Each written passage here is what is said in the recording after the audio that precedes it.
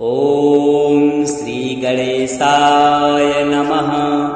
श्री शनि अष्टोत्तरशतनाम स्तोत्रम्। शनैश्चराय शान्ताय सर्वाभीष्टप्रदायिने शरण्याय वरेण्याय सर्वेशाय नमो नमः। सौम्याय सुरवन्द्याय सुरलोकविहारिणे सुखासनोपविष्टाय सुन्दराय नमो नमः। घनाय घनरूपाय घनाभरणधारिणे घनसारविलेपाय खद्योताय नमो नमः। मन्दाय मन्दचेष्टाय महनीय गुणात्मने मर्त्यपावनपादाय महेशाय नमो नमः। छायापुत्राय सर्वाय सरतूणीरधारिणे चरस्थिरस्वभावाय चञ्चलाय नमो नमः। नीलवर्णाय नित्याय नीलाञ्जननिभाय च नीलाम्बरविभूषाय निश्चलाय नमो नमः। वेद्याय विधिरूपाय विरोधाधारभूमये वेदास्पदस्वभावाय वज्रदेहाय ते नमः। वैराग्यदाय वीराय वीतरोगभयाय च विपत्परम्परेशाय विश्ववन्द्याय ते नमः। गद्निवाहाय गूढाय कूर्माङ्गाय कुरूपिणे कुत्सिताय गुडाढ्याय गोचराय नमो नमः। अविद्यामूलनाशाय विद्यास्वरूपिणे आयुष्यकारणायापदुद्धर्ते च नमो नमः। विष्णुभक्ताय वसिने विविधागमवेदिने विधिस्तुत्याय वन्द्याय विरूपाक्षाय ते नमः। वरिष्ठाय गरिष्ठाय वज्राङ्कुशधराय च वरदाभयहस्ताय वामनाय नमो नमः। ज्येष्ठापत्नी समेताय श्रेष्ठाय मृतभाषिणे कष्टौघनाशकर्याय पुष्टिदाय नमो नमः। स्तुत्याय स्तोत्रगम्याय भक्तिवश्याय भानवे भानुपुत्राय भव्याय पावनाय नमो नमः। धनुर्मण्डलसंस्थाय धनदाय धनुष्मते तनुप्रकाशदेहाय तामसाय नमो नमः। अशेषजनवन्द्याय विशेषफलदायिने वशीकृतजनेशाय पशूनां पतये नमः। खेचराय खगेशाय घननीलाम्बराय च काठिन्यमानसायार्य गणस्तुत्याय ते नमः। नीलाच्छत्राय नित्याय निर्गुणाय गुणात्मने निरामयाय निन्द्याय वन्दनीयाय ते नमः। धीराय दिव्यदेहाय दीनार्तिहरणाय च दैत्यनाशकरायार्य जनगण्याय ते नमः। क्रूराय क्रूरचेष्टाय कामक्रोधकराय च कलत्रपुत्रशत्रुत्वकारणाय नमो नमः। परिपोषितभक्ताय परभीतिहराय च भक्तसङ्गमनोभीष्टफलदाय नमो नमः। इत्थं शनिश्चरायेदं नाम्नामष्टोत्तरं शतं प्रत्यहं प्रजपन्मर्त्यो दीर्घमायुर्माप्नुयात्। श्रीशनिदेवार्पणमस्तु। शनैश्चराय शान्ताय सर्वाभीष्टप्रदायिने शरण्याय वरेण्याय सर्वेशाय नमो नमः। सौम्याय सुरवन्द्याय सुरलोकविहारिणे सुखासनोपविष्टाय सुन्दराय नमो नमः। घनाय घनरूपाय घनाभरणधारिणे घनसारविलेपाय खद्योताय नमो नमः। मन्दाय मन्दचेष्टाय महनीय गुणात्मने मर्त्यपावनपादाय महेशाय नमो नमः। छायापुत्राय सर्वाय सरतूणीरधारिणे चरस्थिरस्वभावाय चञ्चलाय नमो नमः। नीलवर्णाय नित्याय नीलाञ्जननिभाय च नीलाम्बरविभूषाय निश्चलाय नमो नमः। वेद्याय विधिरूपाय विरोधाधारभूमये वेदास्पदस्वभावाय वज्रदेहाय ते नमः। वैराग्यदाय वीराय वीतरोगभयाय च विपत्परम्परेशाय विश्ववन्द्याय ते नमः। गद्निवाहाय गूढाय कूर्माङ्गाय कुरूपिणे कुत्सिताय गुडाढ्याय गोचराय नमो नमः। अविद्यामूलनाशाय विद्यास्वरूपिणे आयुष्यकारणायापदुद्धर्ते च नमो नमः। विष्णुभक्ताय वसिने विविधागमवेदिने विधिस्तुत्याय वन्द्याय विरूपाक्षाय ते नमः। वरिष्ठाय गरिष्ठाय वज्राङ्कुशधराय च वरदाभयहस्ताय वामनाय नमो नमः। ज्येष्ठापत्नी समेताय श्रेष्ठाय मृतभाषिणे कष्टौघनाशकर्याय पुष्टिदाय नमो नमः।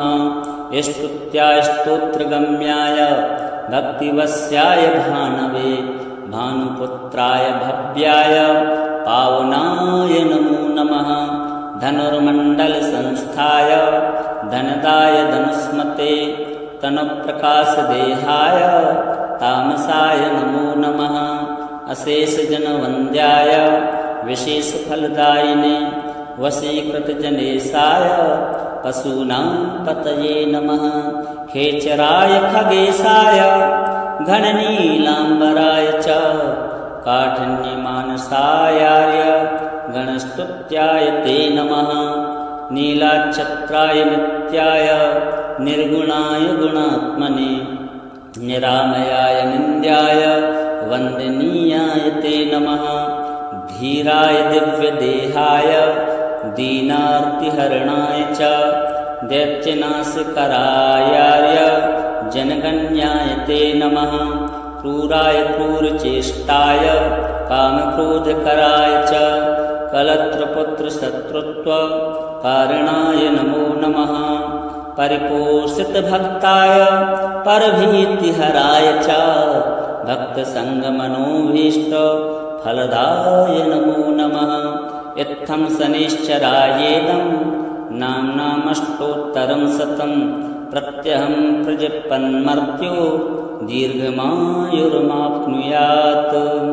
श्रीशनिदेवार्पणमस्तु।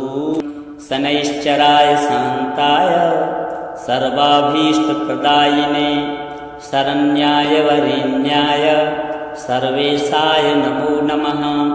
सौम्याय सुरवन्द्याय सुरलोकविहारिणे सुखासनोपविष्टाय सुन्दराय नमो नमः।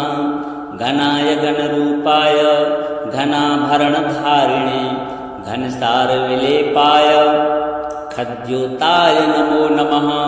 मन्दाय मन्दचेष्टाय महनीयगुणात्मने मर्त्यपावनपादाय महेशाय नमो नमः। छायापुत्राय सर्वाय सरतूणीरधारिणे चरस्थिरस्वभावाय चञ्चलाय नमो नमः। नीलवर्णाय नित्याय नीलाञ्जननिभाय च नीलाम्बरविभूषाय निश्चलाय नमो नमः। वेद्याय विधिरूपाय विरोधाधारभूमये वेदास्पदस्वभावाय वज्रदेहाय ते नमः। वैराग्यदाय वीराय वीतरोगभयाय च विपत्परम्परेशाय विश्ववन्द्याय ते नमः। गद्निवाहाय गूढाय कूर्माङ्गाय कुरूपिणे कुत्सिताय गुडाढ्याय गोचराय नमो नमः। अविद्यामूलनाशाय विद्यास्वरूपिणे आयुष्यकारणायापदुद्धर्ते च नमो नमः। विष्णुभक्ताय वसिने विविधागमवेदिने विधिस्तुत्याय वन्द्याय विरूपाक्षाय ते नमः। वरिष्ठाय गरिष्ठाय वज्राङ्कुशधराय च वरदाभयहस्ताय वामनाय नमो नमः। ज्येष्ठापत्नी समेताय श्रेष्ठाय मृतभाषिणे कष्टौघनाशकर्याय पुष्टिदाय नमो नमः। स्तुत्याय स्तोत्रगम्याय भक्तिवस्याय भानवे भानुपुत्राय भव्याय पावनाय नमो नमः। धनुर्मण्डलसंस्थाय धनदाय धनुष्मते तनुप्रकाशदेहाय तामसाय नमो नमः। अशेषजनवन्द्याय विशेषफलदायिने वशीकृतजनेशाय पशूनां पतये नमः। खेचराय खगेशाय घननीलाम्बराय च काठिन्यमानसायार्य गणस्तुत्याय ते नमः। नीलाच्छत्राय नित्याय निर्गुणाय गुणात्मने निरामयाय निन्द्याय वन्दनीयाय ते नमः। धीराय दिव्यदेहाय दीनार्तिहरणाय च दैत्यनाशकरायार्य जनगण्याय ते नमः। क्रूराय क्रूरचेष्टाय कामक्रोधकराय च कलत्रपुत्रशत्रुत्वकारणाय नमो नमः। परिपोषितभक्ताय परभीतिहराय च भक्तसङ्गमनोभीष्टफलदाय नमो नमः। इत्थं शनिश्चरायेदं नाम्नामष्टोत्तरं शतं प्रत्यहं प्रजपन्मर्त्यो दीर्घमायुर्माप्नुयात्। श्रीशनिदेवार्पणमस्तु। शनैश्चराय शान्ताय सर्वाभीष्टप्रदायिने शरण्याय वरेण्याय सर्वेशाय नमो नमः। सौम्याय सुरवन्द्याय सुरलोकविहारिणे सुखासनोपविष्टाय सुन्दराय नमो नमः। घनाय घनरूपाय घनाभरणधारिणे घनसारविलेपाय खद्योताय नमो नमः। मन्दाय मन्दचेष्टाय महनीयगुणात्मने मर्त्यपावनपादाय महेशाय नमो नमः। छायापुत्राय सर्वाय सरतूणीरधारिणे चरस्थिरस्वभावाय चञ्चलाय नमो नमः। नीलवर्णाय नित्याय नीलाञ्जननिभाय च नीलाम्बरविभूषाय निश्चलाय नमो नमः। वेद्याय विधिरूपाय विरोधाधारभूमये वेदास्पदस्वभावाय वज्रदेहाय ते नमः। वैराग्यदाय वीराय वीतरोगभयाय च विपत्परम्परेशाय विश्ववन्द्याय ते नमः। गद्निवाहाय गूढाय कूर्माङ्गाय कुरूपिणे कुत्सिताय गुडाढ्याय गोचराय नमो नमः। अविद्यामूलनाशाय विद्यास्वरूपिणे आयुष्यकारणायापदुद्धर्ते च नमो नमः। विष्णुभक्ताय वसिने विविधागमवेदिने विधिस्तुत्याय वन्द्याय विरूपाक्षाय ते नमः। वरिष्ठाय गरिष्ठाय वज्राङ्कुशधराय च वरदाभयहस्ताय वामनाय नमो नमः। ज्येष्ठापत्नी समेताय श्रेष्ठाय मृतभाषिणे कष्टौघनाशकर्याय पुष्टिदाय नमो नमः। स्तुत्याय स्तोत्रगम्याय भक्तिवस्याय भानवे भानुपुत्राय भव्याय पावनाय नमो नमः। धनुर्मण्डलसंस्थाय धनदाय धनुष्मते तनुप्रकाशदेहाय तामसाय नमो नमः। अशेषजनवन्द्याय विशेषफलदायिने वशीकृतजनेशाय पशूनां पतये नमः खेचराय खगेशाय घननीलाम्बराय च काठिन्यमानसायाय गणस्तुत्याय ते नमः नीलाच्छत्राय नित्याय निर्गुणाय गुणात्मने निरामयाय निन्द्याय वन्दनीयाय ते नमः धीराय दिव्यदेहाय दीनार्तिहरणाय च दैत्यनाशकरायाय जनगण्याय ते नमः क्रूराय क्रूरचेष्टाय कामक्रोधकराय च कलत्रपुत्रशत्रुत्वकारणाय नमो नमः परिपोषितभक्ताय परभीतिहराय च भक्तसङ्गमनोभीष्टफलदाय नमो नमः इत्थं शनिश्चरायेदं नाम्नामष्टोत्तरं शतं प्रत्यहं प्रजपन्मर्त्यो दीर्घमायुर्माप्नुयात् श्रीशनिदेवार्पणमस्तु।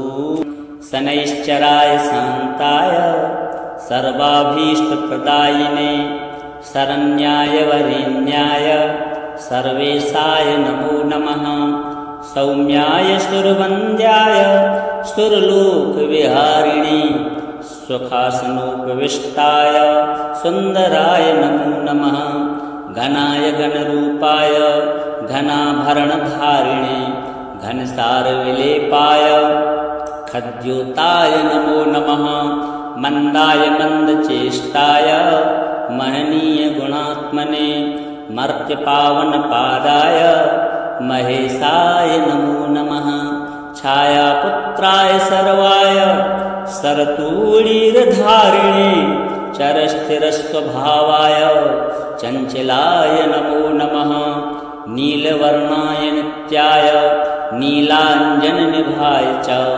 नीलाम्बरविभूषाय निश्चलाय नमो नमः वेद्याय विधिरूपाय विरोधाधारभूमये वेदास्पदस्वभावाय वज्रदेहाय ते नमः वैराग्यदाय वीराय वीतरोगभयाय च विपत्परम्परेशाय विश्ववन्द्याय ते नमः गृध्निवाहाय गूढाय कूर्माङ्गाय कुरूपिणे कुत्सिताय गुडाढ्याय गोचराय नमो नमः अविद्यामूलनाशाय विद्यास्वरूपिणे आयुष्यकारणायापदुद्धर्ते च नमो नमः विष्णुभक्ताय वसने विविधागमवेदिने विधिस्तुत्याय वन्द्याय विरूपाक्षाय ते नमः वरिष्ठाय गरिष्ठाय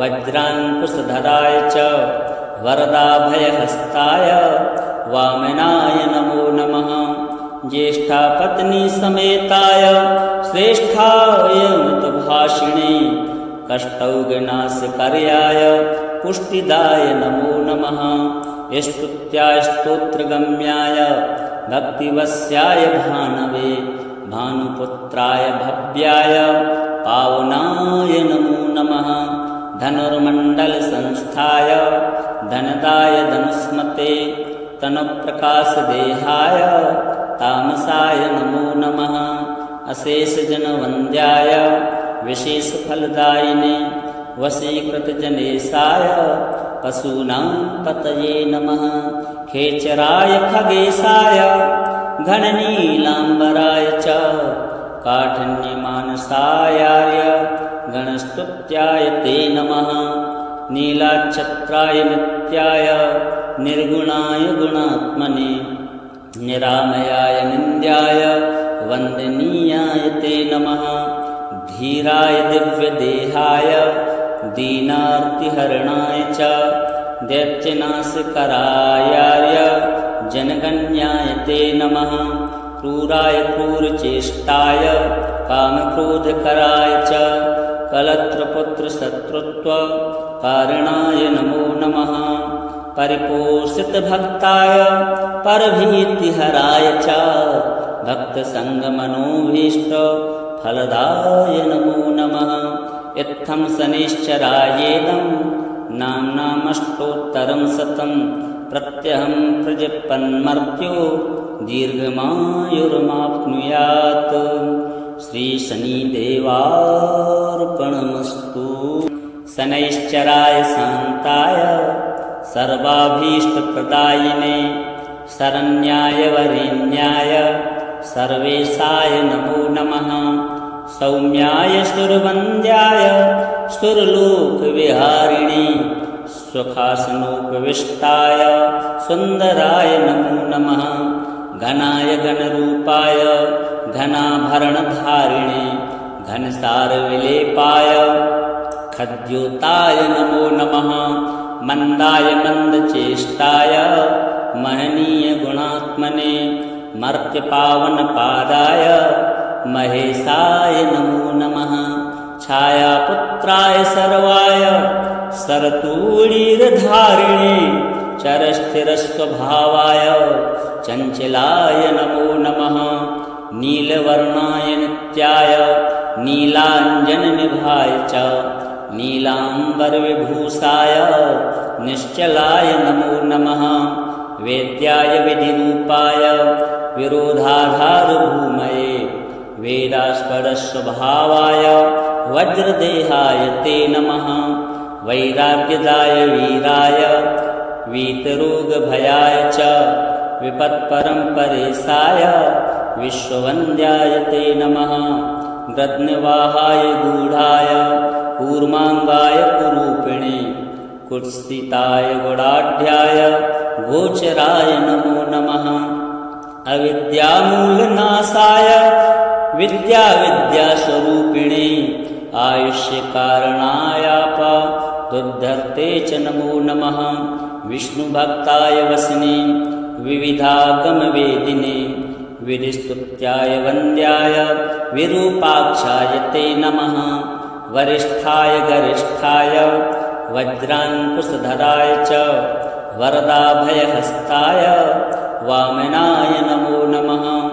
ज्येष्ठापत्नी समेताय श्रेष्ठाय मृतभाषिणे कष्टौघनाशकर्याय पुष्टिदाय नमो नमः। स्तुत्याय स्तोत्रगम्याय भक्तिवस्याय भानवे भानुपुत्राय भव्याय पावनाय नमो नमः।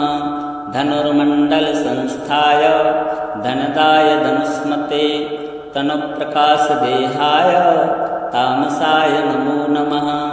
अशेषजनवन्द्याय विशेषफलदायिने वशीकृतजनेशाय पशूनां पतये नमः।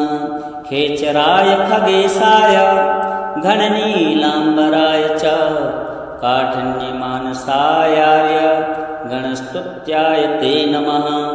नीलाच्छत्राय नित्याय निर्गुणाय गुणात्मने निरामयाय निन्द्याय वन्दनीयाय ते नमः। धीराय दिव्यदेहाय दीनार्तिहरणाय च दैत्यनाशकरायार्य जनगण्याय ते नमः। क्रूराय क्रूरचेष्टाय कामक्रोधकराय च कलत्रपुत्रशत्रुत्वकारणाय नमो नमः। परिपोषितभक्ताय परभीतिहराय च भक्तसङ्गमनोभीष्टफलदाय नमो नमः। इत्थं शनिश्चरायेदं नाम्नामष्टोत्तरं शतं प्रत्यहं प्रजपन्मर्त्यो दीर्घमायुर्माप्नुयात्। श्रीशनिदेवार्पणमस्तु। शनैश्चराय शान्ताय सर्वाभीष्टप्रदायिने शरण्याय वरेण्याय सर्वेशाय नमो नमः। सौम्याय सुरवन्द्याय सुरलोकविहारिणे सुखासनोपविष्टाय सुन्दराय नमो नमः। घनाय घनरूपाय घनाभरणधारिणे घनसारविलेपाय खद्योताय नमो नमः। मन्दाय मन्दचेष्टाय महनीय गुणात्मने मर्त्यपावनपादाय महेशाय नमो नमः। छायापुत्राय सर्वाय सरतूळीरधारिणे चरस्थिरस्वभावाय चञ्चलाय नमो नमः नीलवर्णाय नित्याय नीलाञ्जननिभाय च नीलाम्बरविभूषाय निश्चलाय नमो नमः वेद्याय विधिरूपाय विरोधाधारभूमये वेदास्पदस्वभावाय वज्रदेहाय ते नमः वैराग्यदाय वीराय वीतरोगभयाय च विपत्परम्परेशाय विश्ववन्द्याय ते नमः गद्निवाहाय गूढाय कूर्माङ्गाय कुरूपिणे कुत्सिताय गुडाढ्याय गोचराय नमो नमः अविद्यामूलनाशाय विद्यास्वरूपिणे आयुष्यकारणायाप दुद्धर्ते च नमो नमः विष्णुभक्ताय वसने विविधागमवेदिने विधिस्तुत्याय वन्द्याय विरूपाक्षाय ते नमः वरिष्ठाय गरिष्ठाय वज्राङ्कुशधराय च वरदाभयहस्ताय वामनाय नमो नमः ज्येष्ठापत्नी समेताय श्रेष्ठाय मृतभाषिणे कष्टौघनाशकर्याय पुष्टिदाय नमो नमः स्तुत्याय स्तोत्रगम्याय भक्तिवस्याय भानवे भानुपुत्राय भव्याय पावनाय नमो नमः धनुर्मण्डलसंस्थाय धनदाय धनुस्मते तनुप्रकाशदेहाय तामसाय नमो नमः अशेषजनवन्द्याय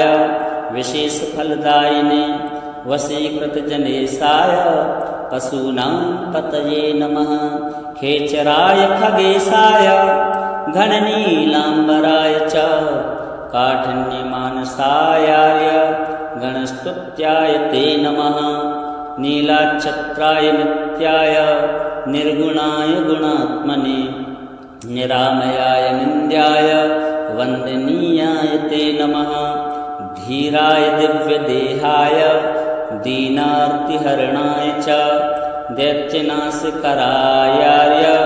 जनगण्याय ते नमः क्रूराय क्रूरचेष्टाय कामक्रोधकराय च कलत्रपुत्रशत्रुत्वकारणाय नमो नमः परिपोषितभक्ताय परभीतिहराय च भक्तसङ्गमनोभीष्टफलदाय नमो नमः इत्थं शनिश्चरायेदं नाम्नामष्टोत्तरं शतं प्रत्यहं प्रजपन्मर्त्यो दीर्घमायुर्माप्नुयात् श्रीशनिदेवार्पणमस्तु।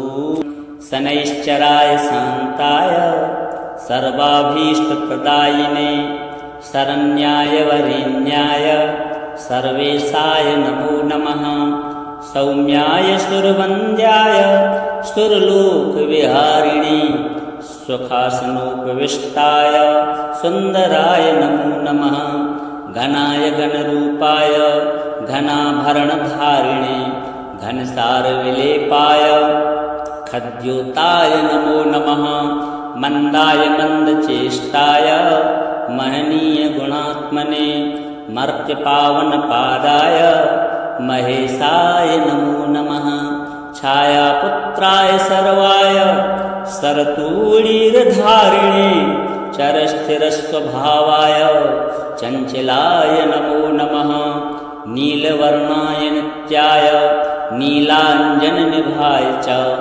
नीलाम्बरविभूषाय निश्चलाय नमो नमः वेद्याय विधिरूपाय विरोधाधारभूमये वेदास्पदस्वभावाय वज्रदेहाय ते नमः वैराग्यदाय वीराय वीतरोगभयाय च विपत्परम्परेशाय विश्ववन्द्याय ते नमः गद्निवाहाय गूढाय कूर्माङ्गाय कुरूपिणे कुत्सिताय गुडाढ्याय गोचराय नमो नमः अविद्यामूलनाशाय विद्यास्वरूपिणे आयुष्यकारणायाप दुद्धर्ते च नमो नमः विष्णुभक्ताय वसने विविधागमवेदिने विधिस्तुत्याय वन्द्याय विरूपाक्षाय ते नमः वरिष्ठाय गरिष्ठाय वज्राङ्कुशधराय च वरदाभयहस्ताय वामनाय नमो नमः ज्येष्ठापत्नी समेताय श्रेष्ठाय मृतभाषिणे कष्टौघनाशकर्याय पुष्टिदाय नमो नमः स्तुत्याय स्तोत्रगम्याय भक्तिवस्याय भानवे भानुपुत्राय भव्याय पावनाय नमो नमः धनुर्मण्डलसंस्थाय धनदाय धनुस्मते तनुप्रकाशदेहाय तामसाय नमो नमः अशेषजनवन्द्याय विशेषफलदायिने वशीकृतजनेशाय पशूनां पतये नमः खेचराय खगेशाय घननीलाम्बराय च काठिन्यमानसायाय गणस्तुत्याय ते नमः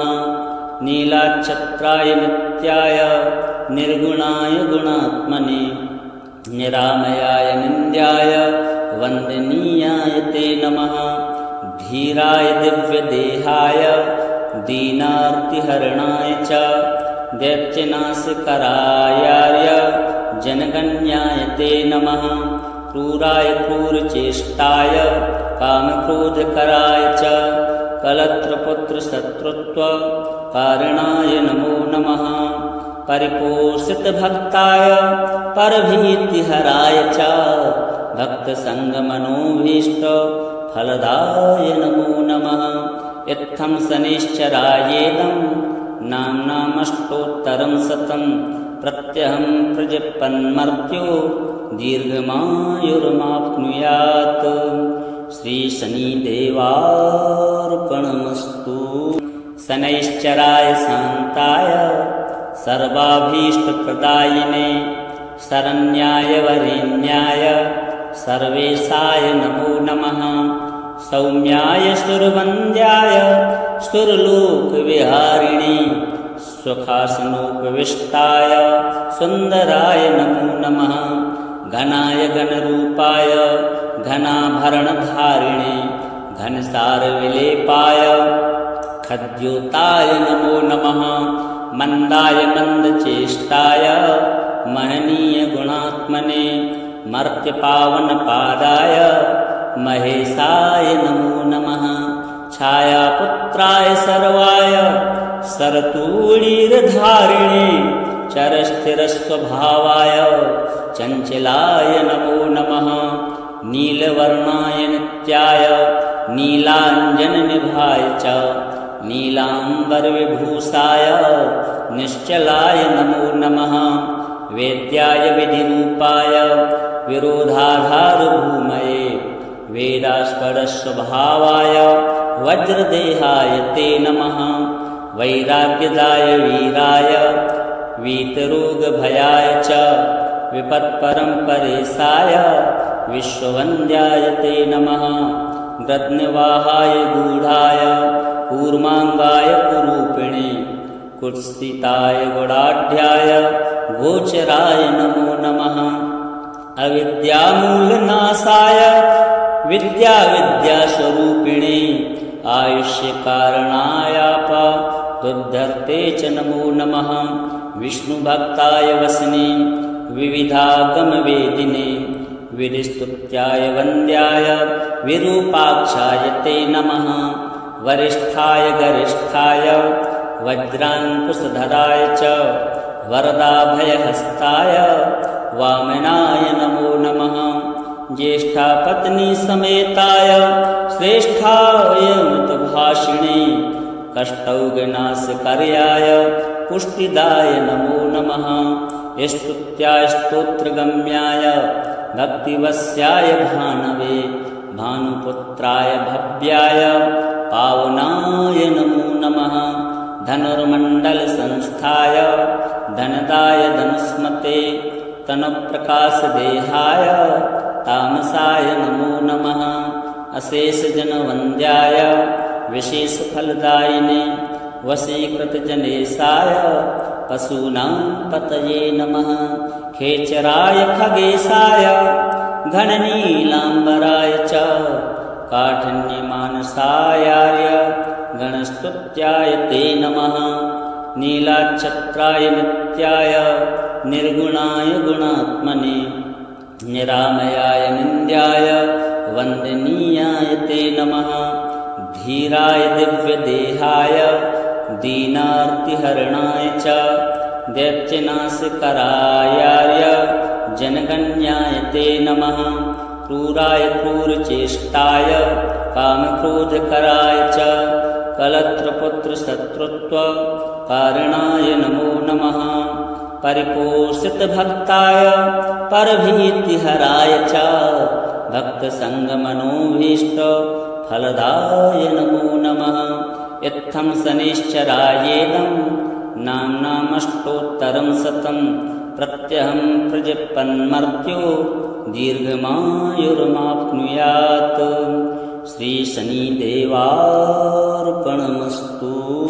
शनैश्चराय शान्ताय सर्वाभीष्टप्रदायिने शरण्याय वरेण्याय सर्वेशाय नमो नमः सौम्याय सुरवन्द्याय सुरलोकविहारिणे सुखासनोपविष्टाय सुन्दराय नमो नमः घनाय घनरूपाय घनाभरणधारिणे घनसारविलेपाय खद्योताय नमो नमः मन्दाय मन्दचेष्टाय महनीय गुणात्मने मर्त्यपावनपादाय महेशाय नमो नमः छायापुत्राय सर्वाय सरतूणीरधारिणे चरस्थिरस्वभावाय चञ्चलाय नमो नमः नीलवर्णाय नित्याय नीलाञ्जननिभाय च नीलाम्बरविभूषाय निश्चलाय नमो नमः वेद्याय विधिरूपाय विरोधाधारभूमये वेदास्पदस्वभावाय वज्रदेहाय ते नमः वैराग्यदाय वीराय वीतरोगभयाय च विपत्परम्परेशाय विश्ववन्द्याय ते नमः गद्निवाहाय गूढाय कूर्माङ्गाय कुरूपिणे कुत्सिताय गुडाढ्याय गोचराय नमो नमः अविद्यामूलनाशाय विद्यास्वरूपिणे आयुष्यकारणायापदुद्धर्ते च नमो नमः विष्णुभक्ताय वसने विविधागमवेदिने विधिस्तुत्याय वन्द्याय विरूपाक्षाय ते नमः वरिष्ठाय गरिष्ठाय वज्राङ्कुशधराय च वरदाभयहस्ताय वामनाय नमो नमः ज्येष्ठापत्नी समेताय श्रेष्ठाय मृतभाषिणे कष्टौघनाशकर्याय पुष्टिदाय नमो नमः स्तुत्याय स्तोत्रगम्याय भक्तिवस्याय भानवे भानुपुत्राय भव्याय पावनाय नमो नमः धनुर्मण्डलसंस्थाय धनदाय धनुस्मते तनुप्रकाशदेहाय तामसाय नमो नमः अशेषजनवन्द्याय विशेषफलदायिने वशीकृतजनेशाय पशूनां पतये नमः खेचराय खगेशाय घननीलाम्बराय च काठिन्यमानसायार्य गणस्तुत्याय ते नमः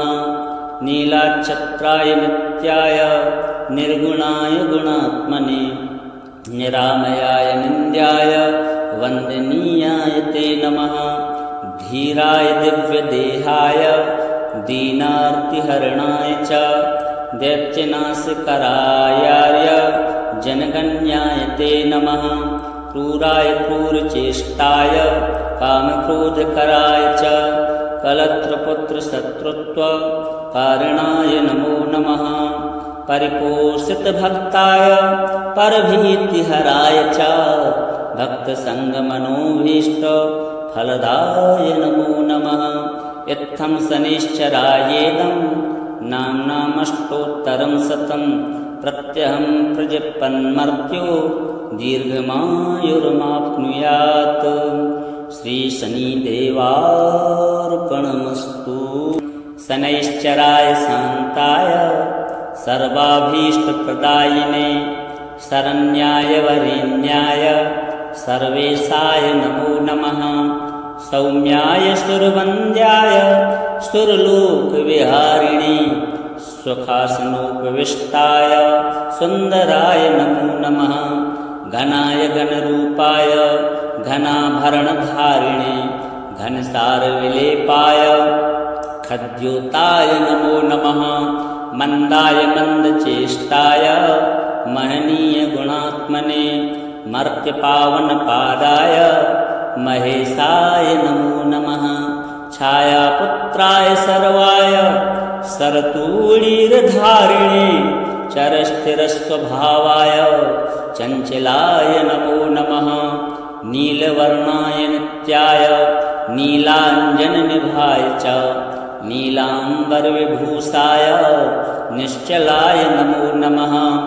वेद्याय विधिरूपाय विरोधाधारभूमये वेदास्पदस्वभावाय वज्रदेहाय ते नमः। वैराग्यदाय वीराय वीतरोगभयाय च विपत्परम्परेशाय विश्ववन्द्याय ते नमः। गद्निवाहाय गूढाय कूर्माङ्गाय कुरूपिणे कुत्सिताय गुडाढ्याय गोचराय नमो नमः। अविद्यामूलनाशाय विद्यास्वरूपिणे आयुष्यकारणायापदुद्धर्ते च नमो नमः। विष्णुभक्ताय वसने विविधागमवेदिने विधिस्तुत्याय वन्द्याय विरूपाक्षाय ते नमः। वरिष्ठाय गरिष्ठाय वज्राङ्कुशधराय च वरदाभयहस्ताय वामनाय नमो नमः।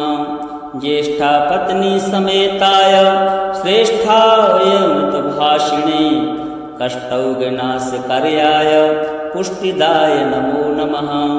स्तुत्याय स्तोत्रगम्याय भक्तिवश्याय भानवे भानुपुत्राय भव्याय पावनाय नमो नमः। धनुर्मण्डलसंस्थाय धनदाय धनुष्मते तनुप्रकाशदेहाय तामसाय नमो नमः। अशेषजनवन्द्याय विशेषफलदायिने वशीकृतजनेशाय पशूनां पतये नमः। खेचराय खगेशाय घननीलाम्बराय च काठिन्यमानसायार्य गणस्तुत्याय ते नमः। नीलाच्छत्राय नित्याय निर्गुणाय गुणात्मने निरामयाय निन्द्याय वन्दनीयाय ते नमः। धीराय दिव्यदेहाय दीनार्तिहरणाय च दैत्यनाशकरायार्य जनगण्याय ते नमः। क्रूराय क्रूरचेष्टाय कामक्रोधकराय च कलत्रपुत्रशत्रुत्वकारणाय नमो नमः। परिपोषितभक्ताय परभीतिहराय च भक्तसङ्गमनोभीष्टफलदाय नमो नमः। इत्थं शनिश्चरायेदं नाम्नामष्टोत्तरं शतं प्रत्यहं प्रजपन्मर्त्यो दीर्घमायुर्माप्नुयात्। श्रीशनिदेवार्पणमस्तु।